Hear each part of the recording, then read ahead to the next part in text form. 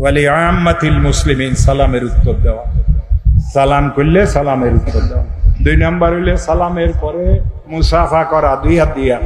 কারো মাজুর হইলে 1 হাত দিয়া করলেও গুনাহ নাই, 2 হাত দিয়ে করতে হবে। এটা যেরকম একদল বলে 2 হাতে না করলে এটা লামা যাবি, আরেক দল বাইরে সেগুলোকে 1 হাতে 2 হাতে যদি মুসাফা করে এগুন বেদাতি।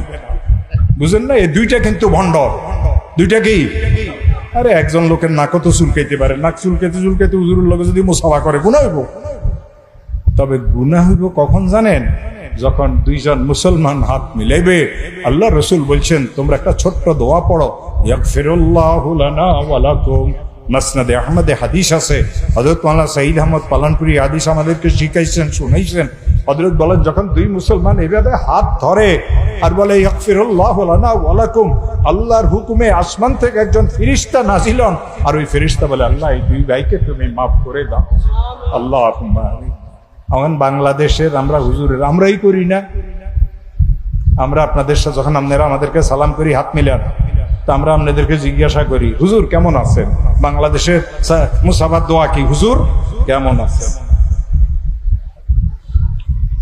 ঠিক না? হযরত মাওলানা সাঈদ আহমদ পালানপুরি যতবার বাংলাদেশে আসছেন ওনার এই 2 হাতকে 2 পকেটে দিয়ে হাঁটতেন। বড় বড় মাদ্রাসাতে গেছেন, নাম বলুম না। আবার কেউ কইব যে হুজুর আঙ্গু বিরুদ্ধে কথা কইছে। আমি কারো বিরুদ্ধে কথা কই না, তোমার গাত পড়লে আমি কি করি?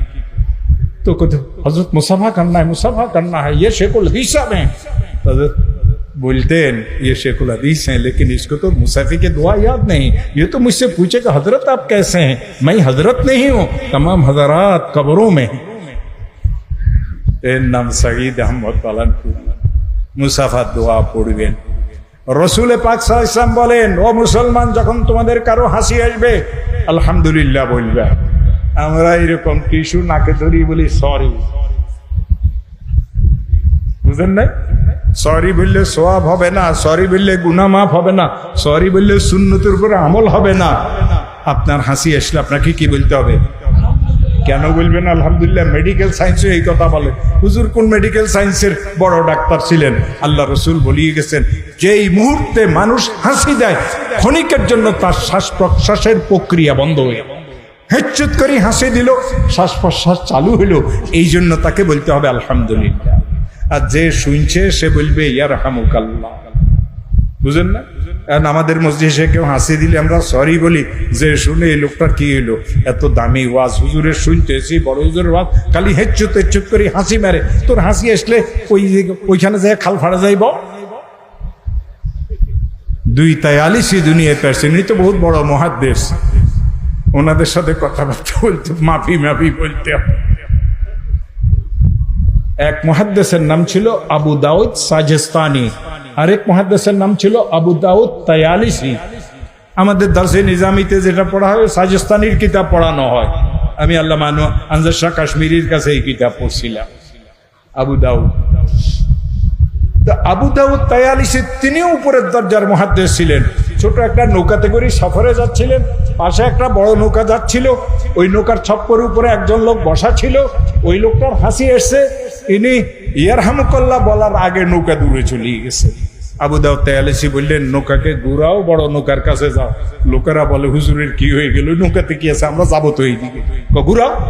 নৌকা ঘুরাইছে, বুজুর্গ মানুষ। ওই লোকটার চেহারা দেখিয়ে বলছে ইয়ারহামুকাল্লাহ।